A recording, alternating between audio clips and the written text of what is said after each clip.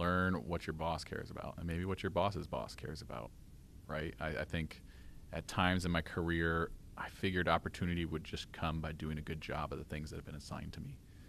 And it's noticed, but you got to kind of ask sometimes for more opportunity or for a new role or to take on new responsibility. And so that starts with understanding, what does your boss care about?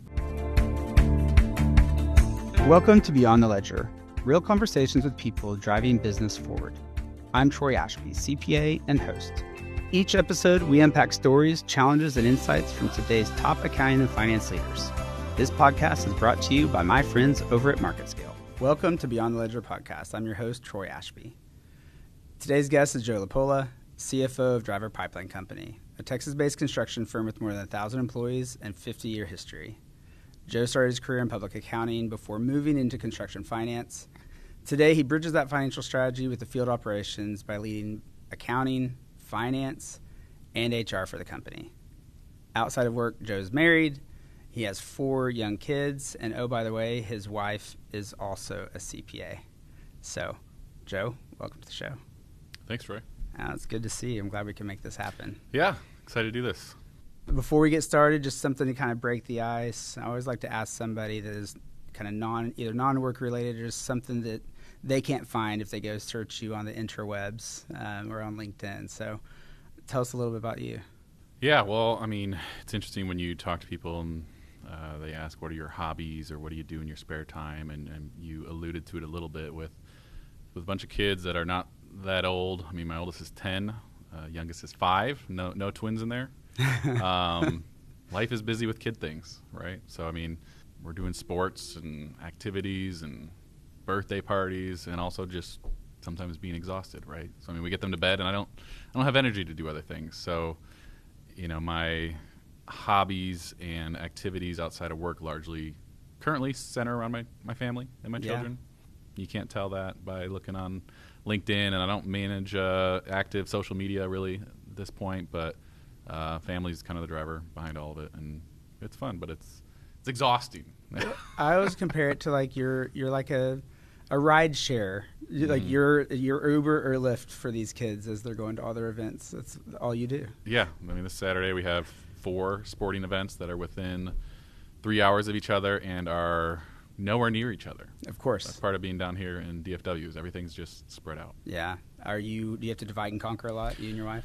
Yeah, well, and we'll probably talk about it later, but part of moving down here is being closer to family, and so my in-laws are down here. They're actually going to help because we probably couldn't get to all of them, just the 2 of us. So, but my wife and I will definitely be dividing and conquering, so you know, I'll see one kid play this weekend and see a different kid next weekend and have the in-laws cover. But we want to provide those opportunities for them, and they enjoy it, and we do the best to make it work. Yeah, well, wildly important. Well, good for you, Dad. Good for you. Well, let's dive in. Let's rewind. Let's go back and let's talk about early stages in your career. You know, the audience that we are speaking to most are, further along in their career, but they're the takeaways for them are like, how did you get to where you are today, or lessons to be learned. But to do that, let's rewind and kind of go back to the beginning with where you started your career. Sure. Yeah. I went to college and got an accounting degree and decided I was going to go into public accounting. Kind of had an opportunity that was pretty random that got me into Colorado. I wasn't from Colorado, didn't have any connections to Colorado, hadn't spent any time in Colorado.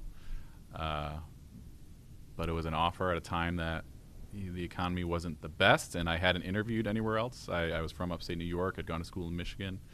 So I kind of made that leap. And hold on, how did they find you? So New York to it's all before I talk about this, right? It's all relationships and connections. So right. One of my buddies from college was from Colorado.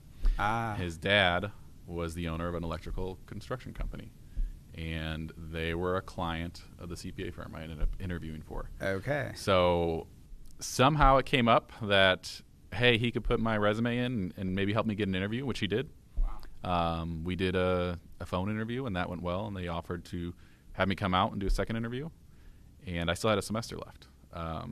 So they made an offer, and I hadn't interviewed anywhere in Michigan or New York, which would have been the places I would have looked. So it was random, but but not, right? I mean, that's a lot of what will come up in my career is it's just who you know, right? Everyone thinks who you know. Well, it's just building relationships, and different opportunities come up, and sometimes it's being willing to take a leap, and that was a leap. I knew one guy when I moved to Colorado. He was somebody I'd gone to college with. We lived together, and then I met people at work, right? Yeah. And it was fun. I mean, I liked public accounting. It's a lot of fun way to start your career. A lot of young people. It's very intentional learning path, working towards your CPA. I bounced around a little bit in public accounting firms during a decade in Colorado, kind of growing each time. So I started at a smaller firm that focused in construction. I met my wife there, which you had alluded to, Barbara. She was also an accountant. I was wondering if that was going to be a college thing or a Well, that's the a colleague. Being in public accounting, right? You don't have a lot of time. Sometimes to go and meet people, and being in an area that I didn't have connections, right? I knew a bunch of guys, and I knew people at work. Yeah. So we'd go out and have a good time, but I wasn't meeting any women. My wife and I worked together some, and we had a friendship first. We really hit it off. We geek out about the same things. And at that first firm is when we had our first kid, and we got married, and then we both kind of left that firm and moved to different firms, kind of just growing along that path of, what could we achieve with our careers and where were we trying to go. We didn't have to leave that first firm, but being married in a small firm, it just kind of made sense. Yeah. So we went our own paths. She went to a large regional firm in Colorado. I went to a different one that was new to the market and kind of had a lot of opportunity. Eventually we ended up working at the same firm again. Stop it. And then we started having kids. And so very quickly after that, she got out and started working in the industry. And I continued on that path. So I was at a firm, EKS&H, which was the largest regional CPA firm in Colorado. It eventually merged with a Midwest CPA firm, Plant Moran. Okay. And so I started in kind of a focus in construction, and then I dabbled in a lot of other industries, and then I ended with a focus in construction. So, I spent a decade in public accounting, loved the construction industry, and liked the people I met, that either focused on that at the CPA firm or the clients, right? I enjoyed the aspects of driving around and seeing construction going on, whether that's a building or a road or just the tangible nature of it, kind of. Oh, yeah. Is that so? I guess so. Over those, was it 3 firms? 3 firms. So over those 3 firms, you chose to focus on construction at some point, but were you kind of dabbling in it, or are you trying to figure out if construction is where you wanted to be? I know you don't have control when you're younger; they're putting you wherever they need your body. But how did that decision making work? So the first firm was definitely their focus was construction. Okay. So my focus was construction. Yeah. And it was a great place to start. It was small, so I got to see everything. I would do the audit, do the tax return for the company, do the tax return for the owner. Yeah. So it was kind of start to finish, focus in construction, and they did some other industries, but not so much. Okay. Once I left there was when I got exposed to other industries, and that was really more of me not necessarily having an intentional direction I wanted to go, which was fine at that point. I was in my mid-20s. And also, what did the CPA firm need? Where were the holes? Where did they need to plug you in? And so I did a lot of that for a while, which was just getting to experience different things, finding opportunities where there were holes. But I think eventually learning that wasn't where I was going to probably excel, if it was areas that I didn't maybe have the interest in, or they were holes because there was lots of issues that were maybe not in my wheelhouse. So it's either focus in and lean in on those things, or just be the guy that plugs the holes. And I found that was kind of harder to really differentiate myself. And so that was an intentional move towards the end of that public accounting journey for me, was refocusing back into construction and making that a choice, as opposed to kind of letting others put me where they saw the fit. All right. And so at that point, what level were you then at that firm? So I joined that firm as a manager.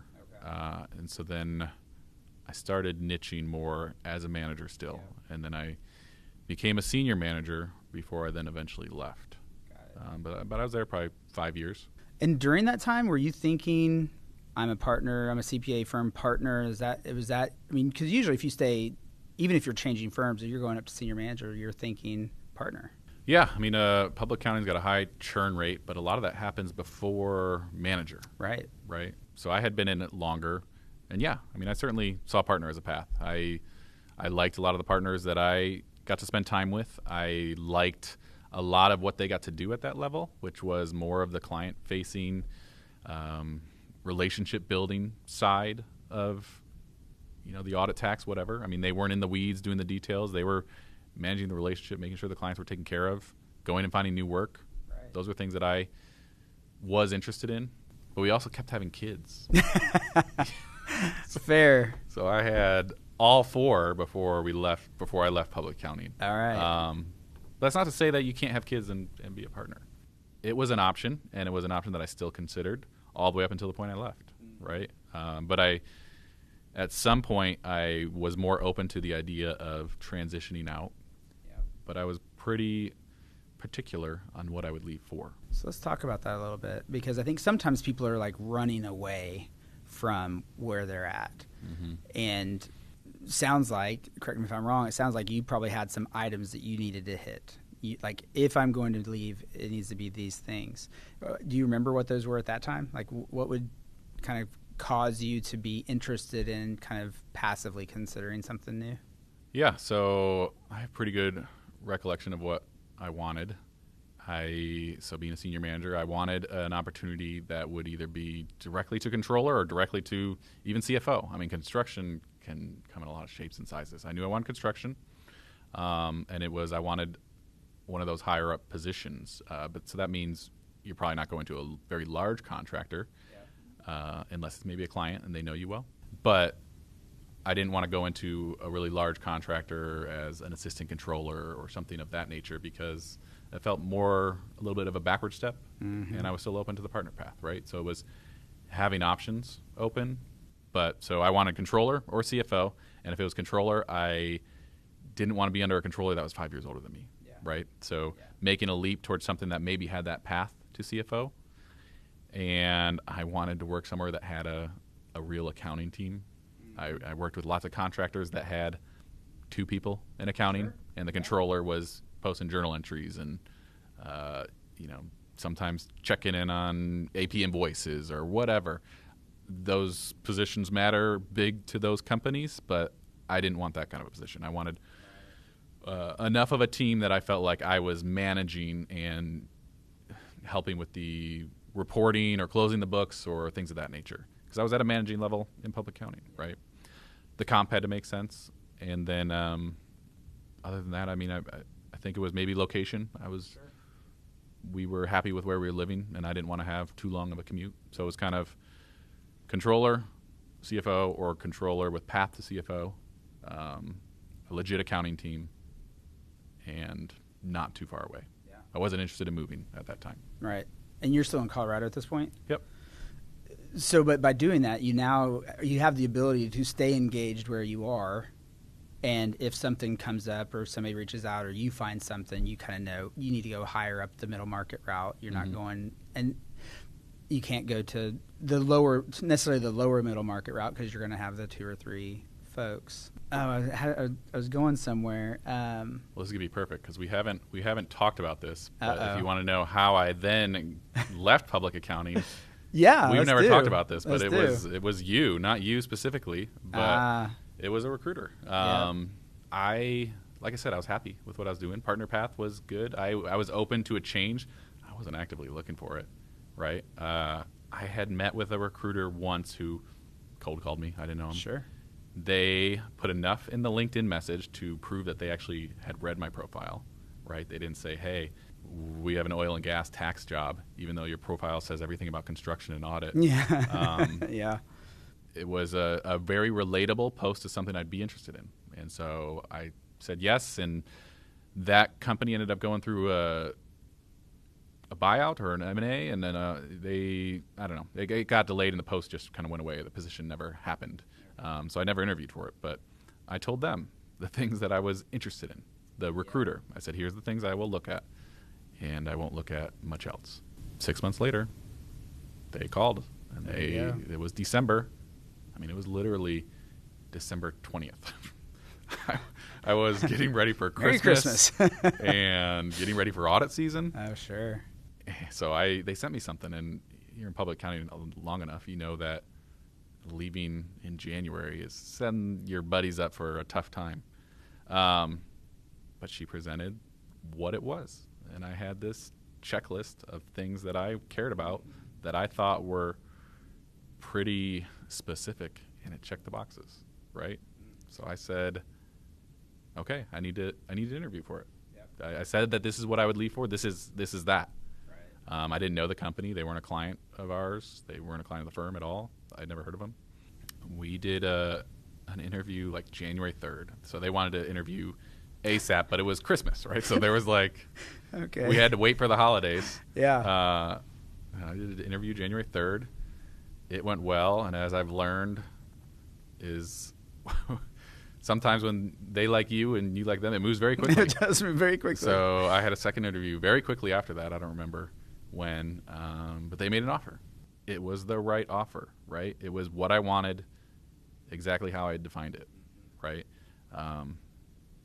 So then I had to think about, am I comfortable leaving public accounting at a time I know is not ideal? Right. Eventually, I mean, the answer was clearly yes, right? I mean, I gotta do what's best for me. So how did you navigate that? Because I understand what you're going through, the wrestling with the January departure or even February. But I guess what steps did you, like, is it just, this is me and my family? How did you kind of work through that? Obviously, it was very exciting. If it hit every piece of something that you talked about months before, the answer is yes. So how did you navigate making that transition? Yeah, I think certainly I would say it started with just being very detailed on what I wanted, right? The whole idea of visualization or whatever you want to call it. When that shows up, then you kind of have already made the decision, sort of, right? I said I'd leave for this, and this is here. And if it wasn't that, then the decision was kind of easy. It was this. I have higher standard for what I would be willing to take to make this transition, and the answer is no. But it's consultation with my wife, right? Thinking through how will this impact our family, for better or worse, right? Part of the public accounting is you got a lot of flexibility. This was COVID time. I was working from home, which I didn't love, but I was able to help a lot. We had our last kid in May of 2020, so I was home. I was around. As a senior manager, you got to put in the hours, but when you do it, it's kind of up to you. So thinking through that, I'm gonna have to go to an office now every day. It was 30 minutes from our house, right? It was borderline for that area of what is a reasonable commute. Yep. Thinking through that, okay, what does this mean for you as the other parent having to now manage more and take on more responsibility, right? So there's consultation there, but I had her buy-in. It certainly felt right to me with all the things I had defined for what would be worth making a switch. And so then the decision wasn't that hard, but then it was just trying to think through how do I make this as easy as possible for the people I care about that I'm leaving behind. The people you left in the trenches. Oh, boy. Yeah. It happens. So let's move on then. You moved out of public. You went into industry. Bumps along the way? Like, probably felt pretty good about your positioning, but then, industry is different. So what was that experience like? Stepping in the door and opening the books? It's different. It's funny because I had audited lots of companies, lots of construction companies. It's different being there every day and managing the internal team. I mean, I had a very good background for doing what I had transitioned into, but there's a lot of big differences, right? Some of them are just more of knowledge base. I mean, one of the first things I adjusted to was insurance, right? I won't talk about it much, but I came in and it was just like, I don't actually know a lot about managing an insurance program because we don't really do a lot with auditing that touches insurance. So I had to get up to speed on things that I clearly didn't know, right? I had a very strong accounting, reporting, all that kind of base, but I didn't have the other aspects that a controller may oversee. And so part of the appeal for the job was I was going to be the top person. Yeah. So I came into a controller role without a CFO. It was a company that had a size that didn't need both. And so I got to oversee a lot, and that was exciting, but then there's a lot of things that I just was new to. And I can talk more about those, but then there's the other side, which is just the people and the culture, right? It's just different being in industry versus public accounting. public accounting is very like bottom heavy, is all people with college degrees in their 20s that want to have ping pong tables and kegs at the office. And that's why those places are really fun to work, because it's very tailored towards the experience of 20-year-olds. Yeah. And that's fun. And as a senior manager, I was managing a bunch of folks like that. But they also changed, right? Depending on the engagement, the audit engagement, you'd have a different team. So you weren't maybe directly responsible for the same people year long. And you very much fit into a structured environment that the firm was setting as far as performance, expectations and feedback and comp and all that. Very structured. Moving into then my next role, number one, I went from being the oldest that I managed, right? So within my group, I was older than everybody by several years, to then all of a sudden be the youngest. That's not always the case, but it was a flip, right? I was the youngest managing a small team. It was 5 folks, but they were all older than me, and they were different backgrounds, right? So some of them had an accounting degree, and some of them were not accounting at all, but they'd been in AP or HR or payroll. And so I was learning how to manage just a different type of person. Not plus all year. Yeah, and then they're only mine. And there's no guidelines exactly. I've never worked somewhere where it says, here's how we do performance feedback.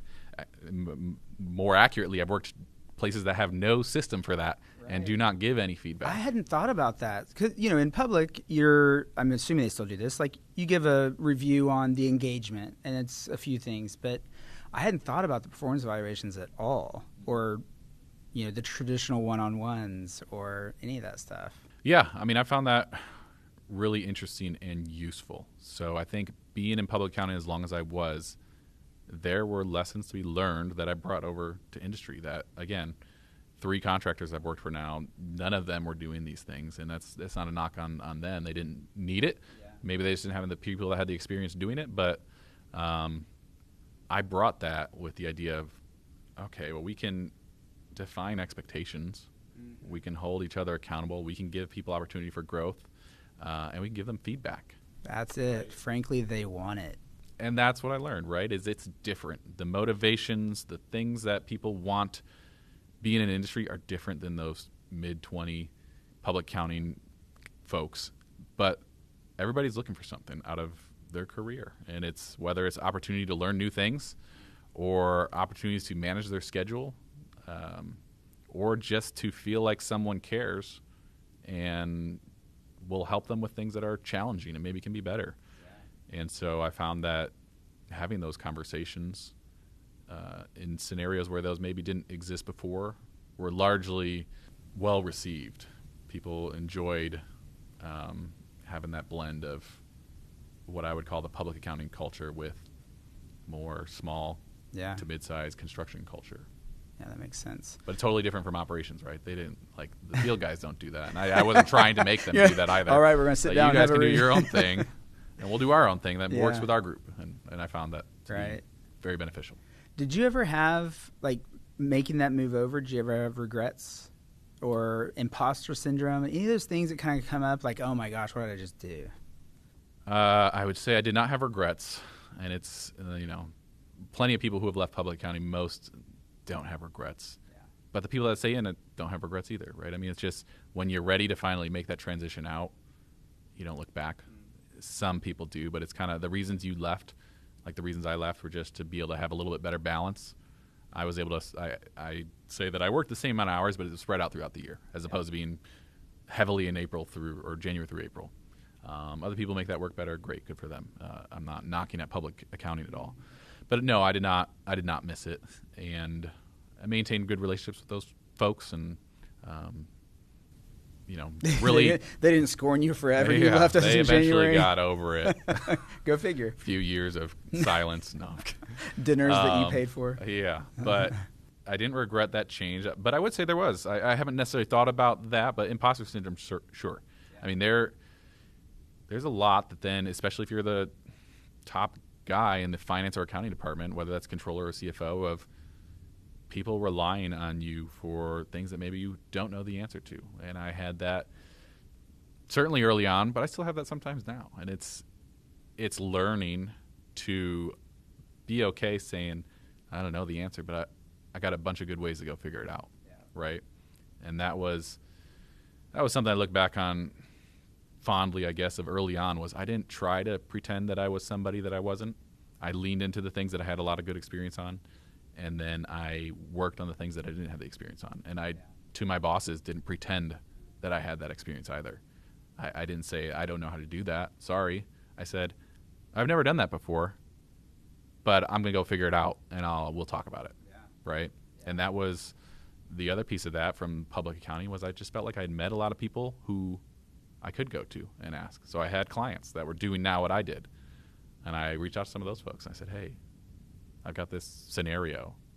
I've never done this before. What do you have any advice, right? And I've, throughout my career, have found that there's a lot of value in just talking to others that sit in the same seat, right? You've brought up this word relationships. It's not a word, but but you've brought this up several times, and I'm just curious how because some people are better at it than others, and there's introverts and extroverts, but I swear it doesn't matter if you're an introvert or an extrovert when it comes to relationships and building them. But what have you done? Like, obviously you've stayed in touch with people, but is there something you've done with intentionality that, or is that just who you are as a person?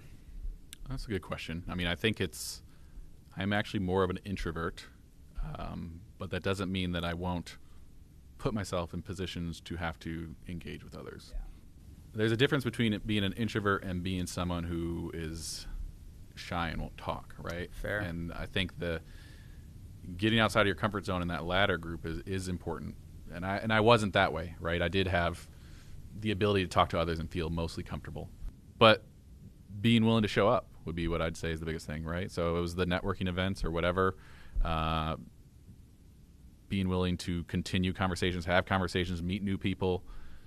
That was always something that I enjoyed, but there were times where I didn't maybe want to do it, or I maybe felt uncomfortable in the scenario that was being presented. But it was, number one, being consistent enough, right? I mean, you got your day job, whatever that is, whether you're in public accounting or in a seat like mine now, you got to get that stuff done first. Right. If you're not getting that stuff done, you can't do the others.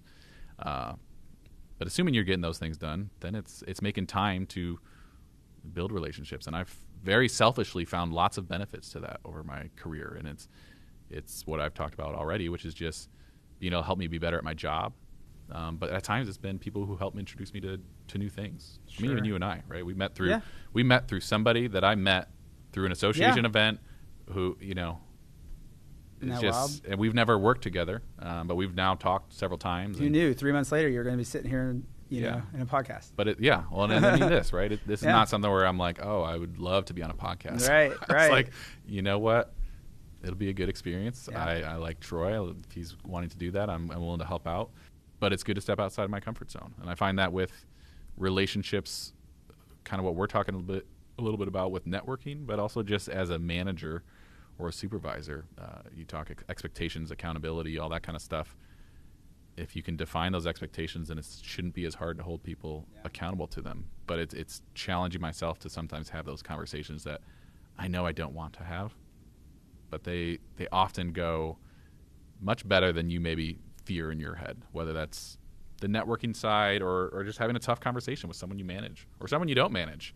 I'm curious about the networking side for you because I think you maybe almost make it sound too easy, right? Because I didn't know I was going to see you at the event the other day, and we were both there. But that takes effort. It's during the workday, and I think some of the things I hear all the time is, well, that's extra time. It's either nights during my lunch break or mornings or whatever it is.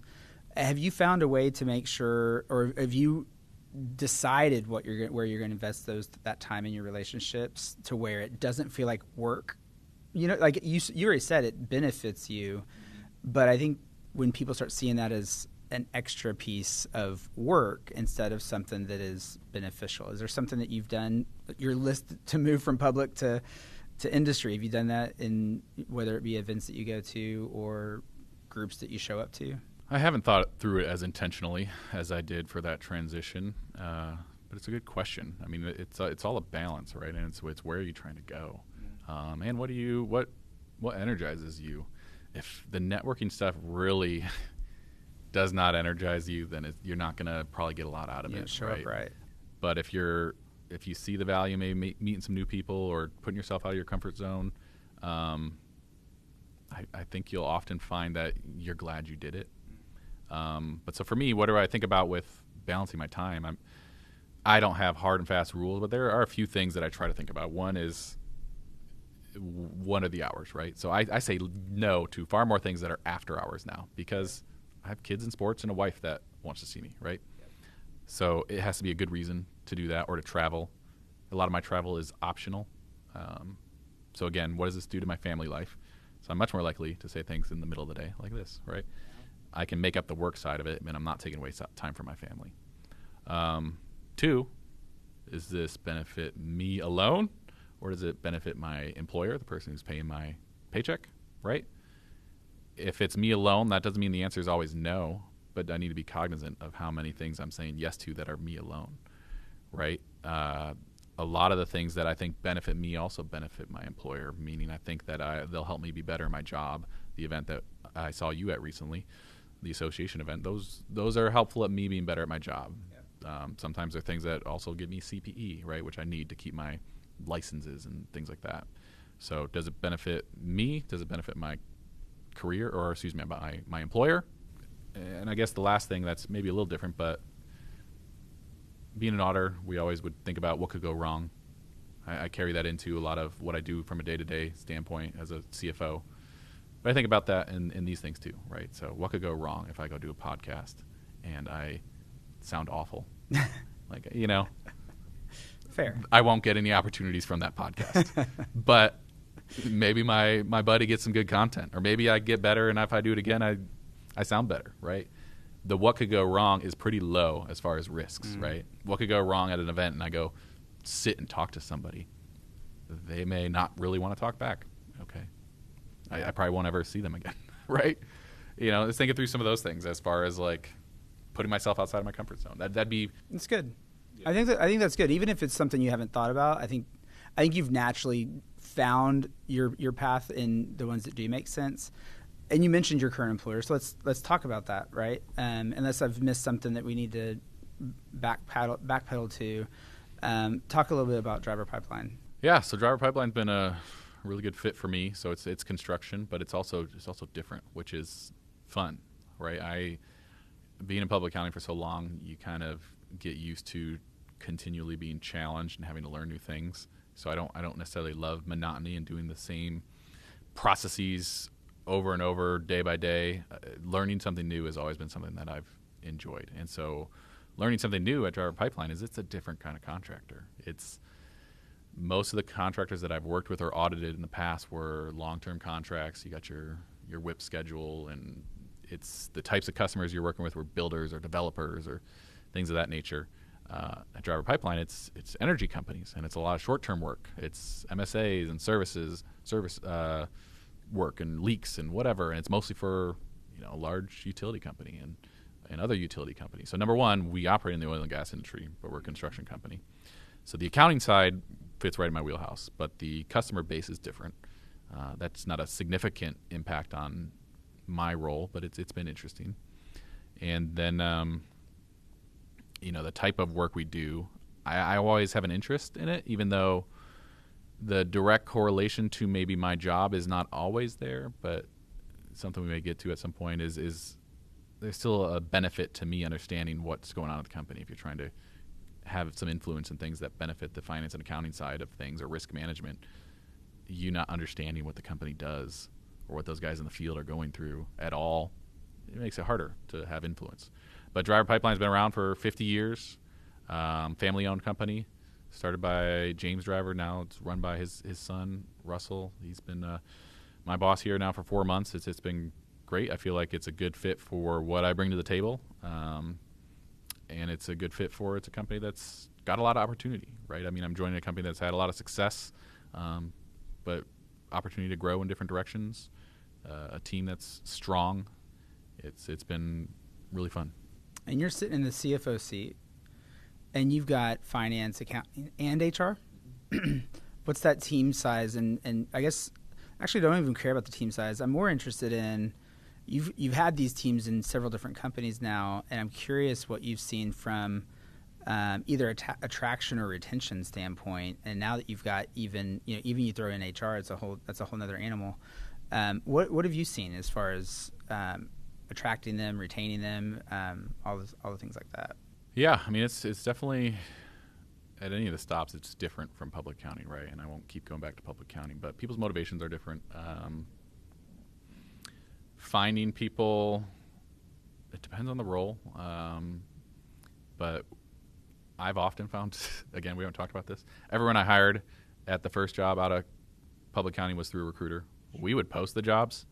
So, I mean, it was an HR coordinator, it was a payroll manager, and it was a staff accountant. We'd post the jobs. I didn't want to pay your fee. Sure. But the candidates that we got were just better from a recruiter, and it's because of things that you guys talk about, which is the best candidates aren't the ones that are not looking at your post, right? Sure.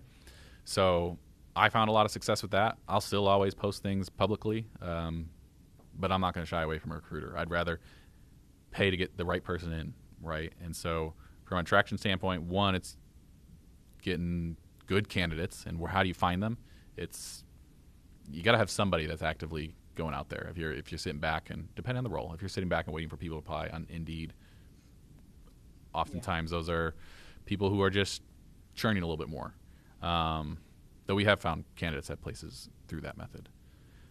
Two, then, I mean, if they've got the resume, then I don't focus too much on the resume. And I'm not involved in all the interviews. It kind of depends what level it is or what role. But once I agree to have you come and interview for the position, then I want to hear a little bit about your background and understand how you've gone through different challenges in your career.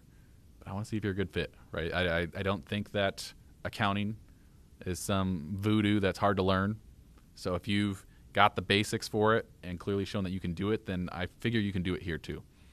But then you fit with what I want to work with on a day-to-day basis, right? I mean, we haven't talked about it, but everyone still wants to go. You spend a lot of time at the office. You want to be somewhere where you enjoy the people you're working with and maybe have some fun, right? I mean, we want to get in and out and get back to our families or our lives, but you've seen the data. I mean, you spend more time with these people. So I focus a lot on that. And I've found that to be very beneficial, is to focus on culture when I'm hiring. Because there's plenty of people who can do the job, but they don't fit your style or what you're trying to do, and it's probably not going to work. So have you seen anything different over, I guess let's call it the last 10 years, but have you seen anything different when it comes to the people that you're trying to hire? I mean, whether it's their needs or your hiring philosophies, has that evolved over time? I'm just curious about that. I don't know. I mean, I certainly see a lot changing in the market. How much has that impacted, me and our hiring within my teams? Some. I mean, people certainly of the younger generations want different things than what the other generations maybe do. So post-COVID, we learned all how to do remote work, right? So having some flexibility is something that a lot of people look for. I've worked in construction. We're largely we want you to show up. But, do we have the ability to be flexible for people who need some flexibility, right? That's something that has come up a lot. If you don't have any of that, you're narrowing your pool a lot. Benefits. I think that stuff has changed as far as what people want from their benefits package, whether that's time off or these FSAs and HSAs and 401ks. And people are, I think in a social media age, people just know more about what they want to look for in a job. And I found that is a different conversation maybe than it was even 5 years ago. I've enjoyed, I don't know if we've missed anything yet, but I think there's a lot of things that we've covered today that, the listeners are going to get from. But I guess the last question I have before you get out of here is, I guess the one thing or one piece of advice that as far as a takeaway, that if somebody is 5 or 10 years kind of out from where you are now, what advice would you give them? Yeah, that's a good question. I mean, it always obviously differs based on scenario, but if I were to come up with one piece of advice, I mean, I think I would say learn what your boss cares about and maybe what your boss's boss cares about, right? I think at times in my career, I figured opportunity would just come by doing a good job of the things that have been assigned to me. And it's noticed, but you got to kind of ask sometimes for more opportunity or for a new role or to take on new responsibility. And so that starts with understanding, what does your boss care about? That's my job right now, right? Being at the top of the finance or accounting, I mean, there was a job description, but Sure. I am not actively managed or given guidance, and that's not a knock on my boss or my last boss, or they expect you to figure out what needs to be important, and they'll give you some things that they care about, but otherwise you got to self-manage. But I think you can practice that at any level, which is similar to what we said with the networking. You got to get the stuff on your job description needs to be done first.